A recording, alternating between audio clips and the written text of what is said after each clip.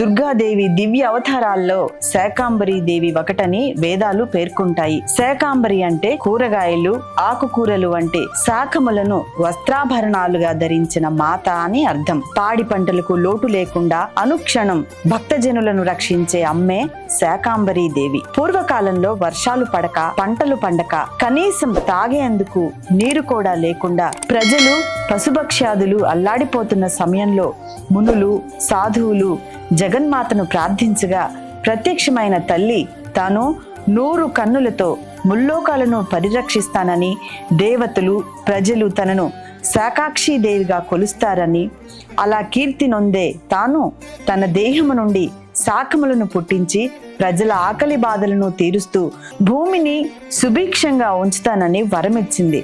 ఇలా జగన్మాత తన దేహాన్ని శాఖములుగా మార్చడం వల్లనే ఆమె శాకాంబరీ దేవి అయింది.